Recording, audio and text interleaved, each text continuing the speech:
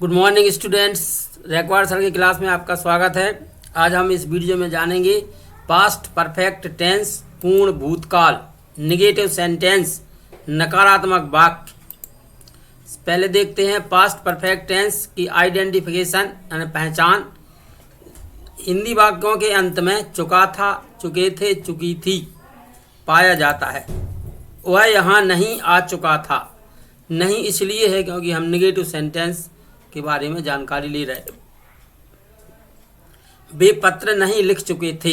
इन दोनों वाक्यों में हम देख रहे हैं वाक्य के अंत में चुका था और चुके थे है, इसलिए ये पास्ट परफेक्ट टेंस के हैं। अब हम जब इंग्लिश में ट्रांसलेट करना चाहेंगे तो हमें एक स्ट्रक्चर की जरूरत होगी। स्ट्रक्चर है इसका subject, head plus not, verb का थर्ड फॉर्म और ऑब्जेक्ट। इसका मतलब है कि हमें सब्जेक्ट की जरूरत होगी, वर्ब की और ऑब्जेक्ट की। तब देखेंगे हम इस स्ट्रक्चर के अनुसार पहले वाक्य का ट्रांसलेशन कैसे करते हैं। पहले हम वर्ब कैसे निकालते हैं, ऑब्जेक्ट कैसे निकालते हैं और सब्जेक्ट कैसे निकालते हैं, इसको देखेंगे। वाक्य के अंत में लिखा हुआ है चुका था, इसलिए ये पास्ट परफेक्ट टेंस का वाक्य है। और हमें वर्ब की पता करना पड़ेगी। तो वर्ब को पता करने के लिए हम जो पहचान है इसकी चुका था, इसको अलग कर देते हैं।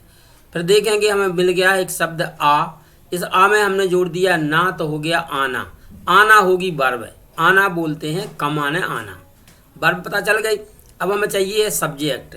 सब्जेक्ट पता करने के लिए हमें जो वर्ब मिल गई है उसी में हम कौन का प्रश्न करेंगे। कौन आ चुका था, उत्तर मिल जाएगा हमें वह आ चुका था, इसलिए वह यानी कि ही होगा सब्जेक्ट। अब हमें चाहिए ऑब्जेक्ट। ऑब्जेक्ट पता करने के लिए हम क्या करते हैं, जो हमें वर्ब मिल गई है उसी वर्ब में हम क्या का प्रश्न करेंगे। क्या आ चुका था, तो उत्तर इसका हमें नहीं मिला। इसका मतलब इसमें ऑब्जेक्ट नहीं दिया गया। यदि ऑब्जेक्ट नहीं दिया गया तो हमें स्थान दिया गया होगा, समय दिया गया होगा।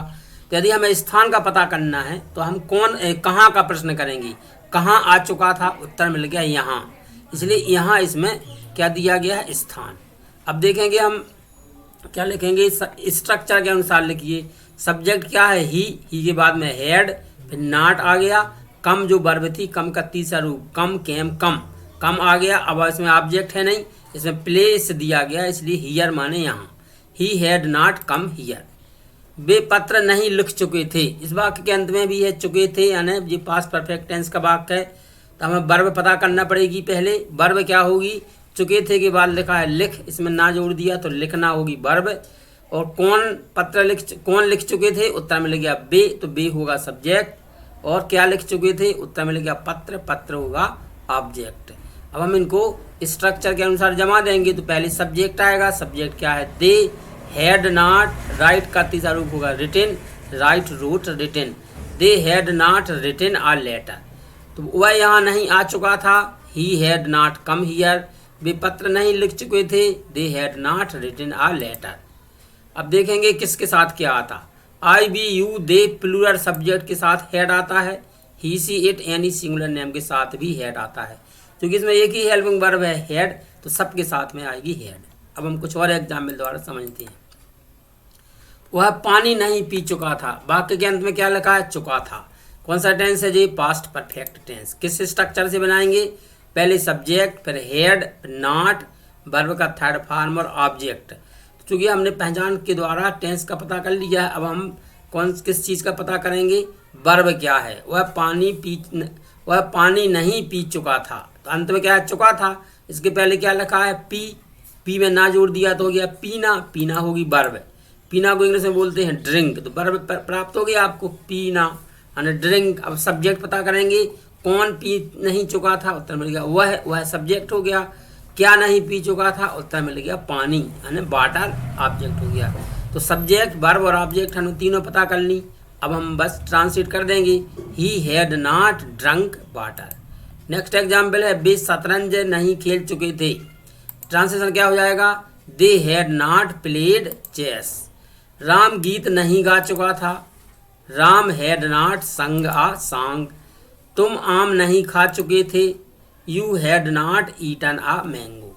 ये हमने कैसे बनाए हैं, जैसे लास्ट वाक्य को हम देखेंगे, तुम आम नहीं खा चुके थे। लास्ट में क्या लिखा है, चुके थे, इसलिए इस वाक्य का टेंस क्या है, पास्ट परफेक्ट टेंस। अब स्ट्रक्चर क्या है, पहले सब्जेक्ट, हेड, नॉट, वर्ब का थर्ड फॉर्म और ऑब्जेक्ट। अब वर्ब पता करेंगे। वर्ब पता करने के लिए जो पहचान है इसकी चुके थे इसको अलग कर देंगे, तो क्या बच गया है खा, इसमें ना जोड़ दिया तो हो गया खाना। खाना को बोलते हैं ईट, ईट माने खाना, ईट एट ईटन जी होगी थर्ड फॉर्म वर्ब का। कौन नहीं खा चुका था, तुम, तो तुम होगा सब्जेक्ट। क्या नहीं खा चुके थे, आम, तो आम यानी मैंगो होगा ऑब्जेक्ट। अब इसका ट्रांसफर क्या हो गया, you had not eaten a mango. इस हिसाब से हम ट्रांसलेशन बना लेते हैं पास्ट परफेक्ट टेंस के वाक्यों का। और एग्जाम्पल देखेंगे, मैं अंग्रेजी नहीं सीख चुका था, लास्ट में क्या लिखा, चुका था, इसलिए कौन सा टेंस हो गया, पास्ट परफेक्ट टेंस। इसका लिए स्ट्रक्चर क्या होगा, पहले सब्जेक्ट, हैड, नॉट, वर्ब का थर्ड फॉर्म और ऑब्जेक्ट।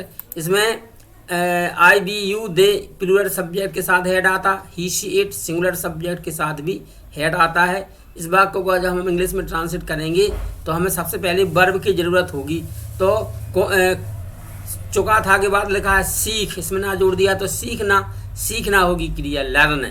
कौन सीख नहीं चुका था, उत्तर मिल गया मैं, तो मैं होगा सब्जेक्ट। क्या नहीं सीख चुका था, उत्तर मिल गया अंग्रेजी, अंग्रेजी होगा ऑब्जेक्ट। कैसे ट्रांसलेट करेंगे, आई हैड नॉट लर्नड, इसमें टी है यहाँ पर, I had not learned English. Next है हम घंटी नहीं बजा चुके थे, we had not rung the bell. आप खेत नहीं जोत चुके थे, you had not ploughed the field.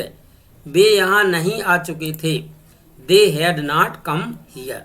इस हिसाब से हमने वाक्य के अंत में देखा, तो इससे टेंस का पता चल जाएगा। जो पहचान है उस पहचान के बाद में जो शब्द लिखा होगा उसमें ना जोड़ने पर वर्ब मिल जाएगी। फिर हु का प्रश्न करेंगे तो सब्जेक्ट मिलेगा, और क्या का प्रश्न करेंगे तो ऑब्जेक्ट मिल जाएगा, और कहाँ का प्रश्न करेंगे तो स्थान मिलेगा, कब का प्रश्न करेंगे तो समय मिलेगा। जो भी वाक्य में है उसके भी प्रश्न करके हम पता कर लेंगे और स्ट्रक्चर के अनुसार उनको रख देंगे। कुछ और एग्जाम्पल देखेंगे, मोहन नहीं रो चुका था, ये भी वाक्य के अंत में क्या लिखा है, चुका था, इसलिए कौन से टेंस का वाक्य जी, पास्ट परफेक्ट टेंस का। तब कैसे बना देंगे, Mohan had not cried. Mohan और सोहन नहीं रो चुके थे, Mohan and Sohan had not cried. लड़का नहीं लिख चुका था, a boy had not written. लड़के नहीं लिख चुके थे, the boys had not written. कुछ और एग्जाम्पल देखेंगे, वह आम नहीं खा चुका था, वाक्य के अंत में लिखा है चुका था, इसलिए कौन सा टेंस है जी, पास्ट परफेक्ट टेंस। स्ट्रक्चर क्या होगा, पहले सब्जेक्ट, फिर हैड, नॉट, वर्ब का थर्ड फॉर्म और ऑब्जेक्ट। अब हम कैसे बना लेंगे translation, he had not eaten a mango. हमने वर्ब पता कर ली, चुका है था जो इसको अलग करके खा बचा था, खा में ना जुड़ा तो खाना वर्ब हो गई। अब इसमें कौन खा चुका था, उत्तर मिल गया वह है, तो वह सब्जेक्ट होगा। क्या खा चुका था, उत्तर मिल गया आम, तो आम हो गया object. He had not eaten a mango. उसी हिसाब से हम इन वाक्यों को भी ट्रांसलेट कर लेंगे। वह पाठ नहीं पढ़ चुकी थी, she had not red a lesson. कुत्ता नहीं दौड़ चुका था, a dog had not run. कुत्ते तेज नहीं दौड़ चुके थे, the dogs had not run fast. कुछ और एग्जाम्पल देखेंगे, रेखा नहीं आ चुकी थी, वाक्य के अंत में क्या लिखा है, चुकी थी, इसलिए कौन सा टेंस हो गया, पास्ट परफेक्ट टेंस। स्ट्रक्चर क्या होगा, सब्जेक्ट, हैड, नॉट, वर्ब का थर्ड फॉर्म और ऑब्जेक्ट। तो ट्रांसलेशन हो गया, रेखा हैड नॉट कम। हेमा और रेखा नहीं नाच चुकी थी, Hema and Rekha had not danced. लड़के नारे नहीं लगा चुके थे, the boys had not shouted slogans. आप कुर्सियां नहीं ला चुके थे, you had not brought chairs. तो इस हिसाब से हमने पास्ट परफेक्ट टेंस के वाक्यों का ट्रांसलेशन कर लिया है। सबसे पहले अंत में देखा, उसकी जो पहचान है चुका था, चुके थे, चुकी थी, उससे हमने पहचान लिया। फिर हम वर्ब पता करेंगे, वर्ब कैसे पता करती, जो लास्ट में चुका था या चुके थे या चुकी थी है उसको हटा देने पर जो शब्द बचता है उसमें हम ना जोड़ देते हैं तो वो वर्ब होती। फिर वर्ब में कौन का प्रश्न करेंगे तो सब्जेक्ट मिल जाएगा, क्या का प्रश्न करेंगे तो ऑब्जेक्ट मिल जाएगा। और फिर हम जो स्ट्रक्चर है उसका सब्जेक्ट, हेड, नॉट, वर्ब का थर्ड फॉर्म और ऑब्जेक्ट, इससे हम ट्रांसलेट कर लेते हैं। आप सभी ने वीडियो देखा, वीडियो देखने के लिए बहुत बहुत धन्यवाद।